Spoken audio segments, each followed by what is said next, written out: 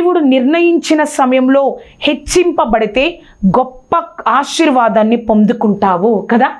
దేవుడు నిర్ణయించిన సమయంలో నువ్వు హెచ్చింపబడితే, అవును, ఆయన నిర్ణయించిన సమయంలో నువ్వు హెచ్చింపబడితే దేవుడు తప్పకుండా గొప్ప ఆశీర్వాదాన్ని పొందుకుంటావు.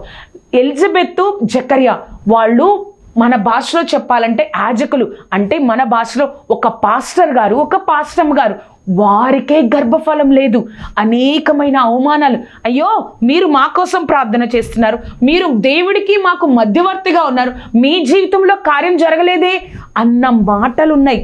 కానీ వారికి అక్కడ బైబిల్లో ఉంటుంది, వారు వృద్ధాప్యం ఒడిగిన బహువృద్ధులై ఉండిరి అని ఉంటుంది. అంటే చాలా ముసలి వాళ్ళిద్దరు. కానీ దేవుడు వారికి యోహానుని ఎప్పుడు ఇచ్చారో తెలుసా?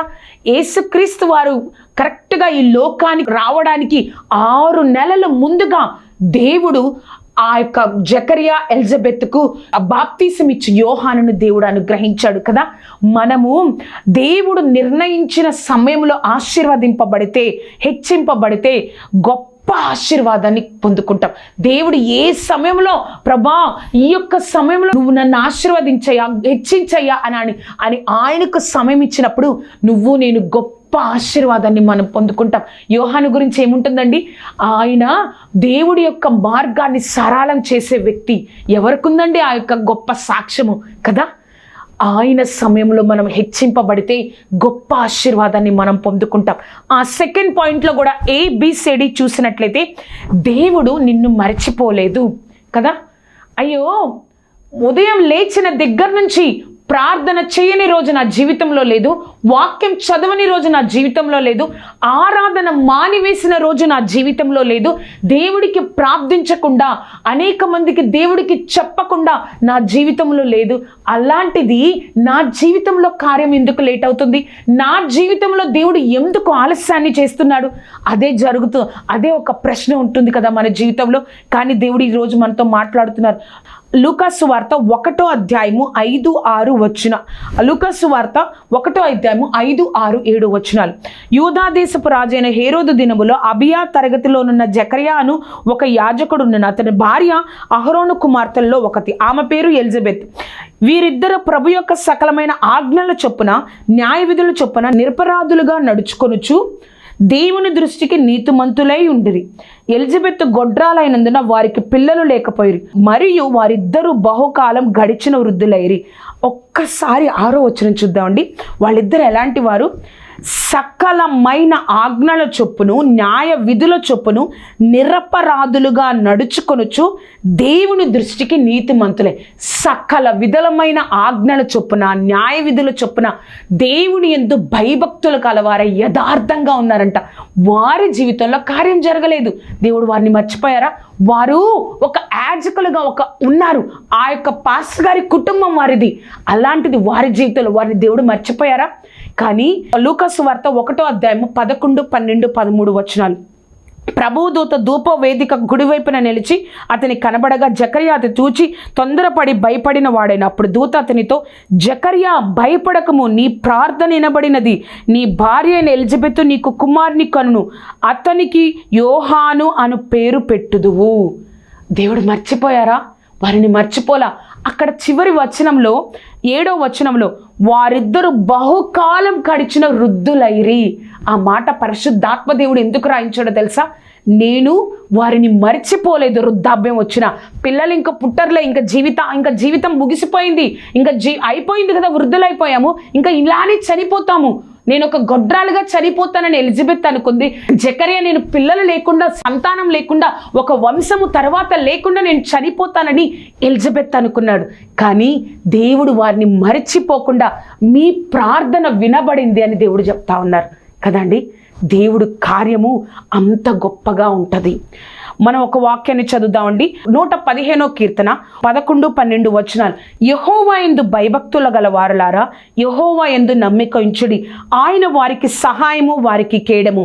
యెహోవా మమ్మను మరచిపోలేదు, ఆయన మమ్మను ఆశీర్వదించును, ఆయన ఇశ్రాయేలును ఆశీర్వదించును, అహరోజును వంశస్థులని ఆశీర్వదించును.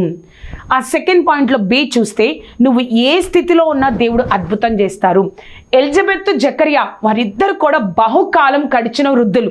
ఇంకా డిసైడ్ అయిపోయారు మా జీవితాలు ఇంకా ఇలాగే ముగించబడతాయి. కానీ వారు ఆ యొక్క స్థితిలో ఉన్నారు, బహువృద్ధులుగా ఉన్నారు. కానీ దేవుడు వాక్యం చెప్తుంది, లూకాసు వార్త 1:18-19-20 వచనాలు.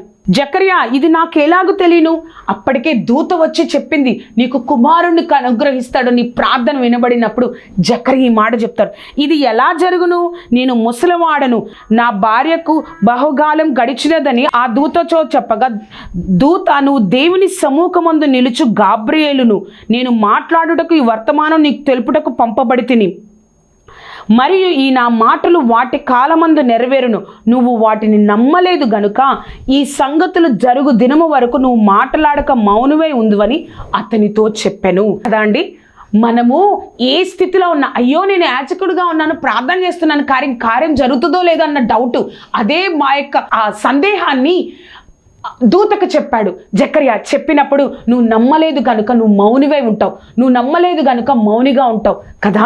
మనం ఏ స్థితిలో ఉన్న దేవుడు కార్యం జరిగిస్తారు అన్న విషయాన్ని నువ్వు నేను మర్చిపోకూడదు.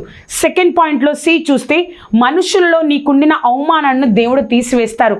నా జీవితంలో కార్యం ఆలస్యం అవుతుంది, ఏదో ఒకటి కదా, ఏదో ఒకటి చేసేయచ్చు కదా, ఏదో ఒక జాబ్ చేయొచ్చు కదా, ఎవరో పెళ్లి చేసేసుకోవచ్చు కదా, ఈ అనారోగ్యంతో ఇంకా ఎందుకు బతకడం, ఇలాంటి అవమానకరమైన మాటలు మన జీవితంలో మనం అనేక సార్లు వింటూ ఉంటాం కదా.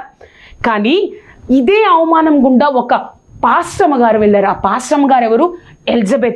ఎలిజబెత్ కూడా ఇదే అవమానకరమైన బహుకాలం గడిచిపోయింది, ఇంకా పిల్లలు లేరు.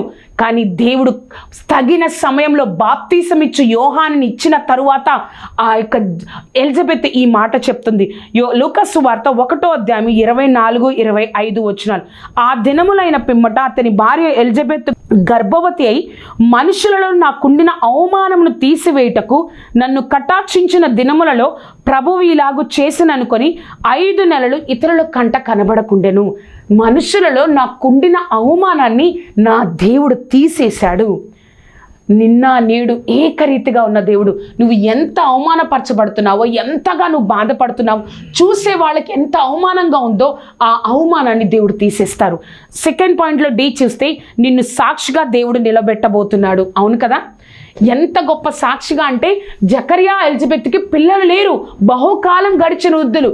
కానీ వారికి కుమారుని బాప్తీసం ఇచ్చే కుమారుని యేసుక్రీస్తు ప్రభువారు ఒక పుట్టడానికి ఈ లోకంలో 6 నెలల ముందుగా దేవుడు వారికి బాప్తీసం ఇచ్చి యోహానునిచ్చి ఒక సాక్ష్యాన్ని దేవుడే ఆ యొక్క బాప్తీసం ఇచ్చి యోహాను గురించి చెప్పేటట్లుగా చేశారు. మత్తయి సువార్త 11:11 వచనం, స్త్రీలు కనిన వారిలో బాప్తీసం ఇచ్చి యోహాను కంటే గొప్పవాడు పుట్టలేదని మీతో నిశ్చయంగా చెప్పుచున్నాను. ఇంత గొప్ప సాక్ష్యాన్ని దేవుడు వారికి వృద్ధాప్యంలో కలిగిన కుమారుడికి అనుగ్రహించారు. నా జీవితంలో కూడా దేవుడు అంత గొప్ప సాక్ష్యాన్ని నీకు నాకు అనుగ్రహిస్తారు. నువ్వు ఎప్పుడు కూడా దేవుణ్ణి కలిగి ఉన్నా కూడా, దేవుణ్ణి ప్రేమిస్తున్నా కూడా, నా జీవితంలో కార్యం జరగట్లేదే, నా జీవితం ఏంటి ఈ విధంగా ఉంది అని అనుకుంటున్నావేమో, దేవుడు నీతో నాతోనే మాట్లాడుతున్నారు.